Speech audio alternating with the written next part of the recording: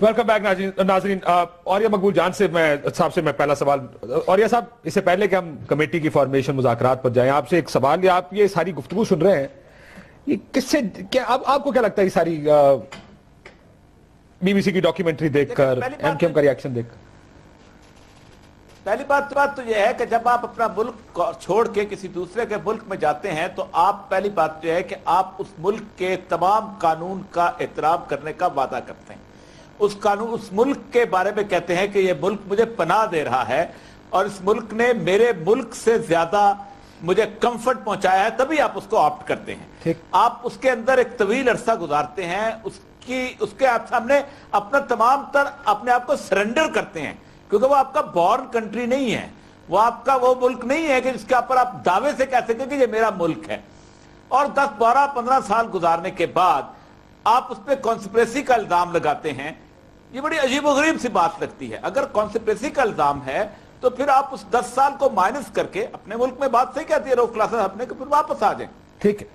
میں ذرا یہ سوال اگر اجازت اظہار الحسن صاحب، یہ دو لوگوں نے ایک ہی سوال کیا کہ اگر آپ کو خطرہ ہے، جان کا خطرہ، آپ کو خیال ہے کہ سارے اکٹھے ہو گئے ہیں تو واپس آ جائیں. ایک اس کا جواب دے دیں. دوسرا میرا سوال ہے صاحب، جان کا خطرہ کیوں ہے؟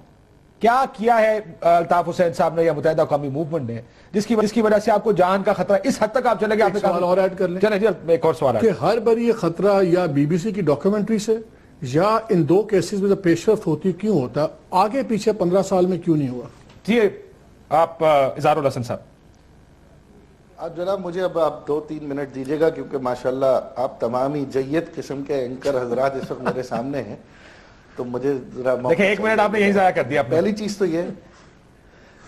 تو یہ دیکھیں جناب، بالکل یہ بات ہمارے ڈسکریشن پہ رہے اور ایم کیو ایم کے لاکھوں کروڑوں کارکنان ہمدرد عوام ہم یہ فیصلہ کرنے میں حق بجانے میں کہ قائد تحریک الطاف حسین بھائی کو ان کی جان کی حفاظت کے لیے ممکنہ کون سے اقدامات ہو سکتے ہیں. اور لندن بھیجنے کا اوریہ مقبول صاحب یہ مطلب کہیں نہیں تھا کہ قائد تحریک نے اپنے وطن یا اپنی مٹی سے وابستگی ختم کر دی ہے. امام خمینی صاحب بھی باہر رہے تھے، اسی نیلسن منڈیلا بھی باہر رہے، اور جن ممالک میں رہے انہی ممالک نے ایران کے خلاف بھی اور ساؤتھ افریقہ کے خلاف بھی سازشیں بنی اور ان تانے بانوں کے حصے رہے. لیکن اظہار بھائی انہوں نے نیشنلٹی نہیں لی، نہ منڈیلا نے نہ خمینی صاحب نے نیشنلٹی نہیں، شہریت اختیار نہیں کی کسی کی. نہیں دیکھیں، یہ قائد تحریک بھی یہاں سے اسائلم پہ گئے تھے نا، قائد تحریک بھی اسائلم پہ ہی گئے تھے، اسائلم ہی فائل ہوا تھا. اب آپ آ جائیں اس بات کی طرف کہ جو آپ نے کہا خطرہ کیا ہے.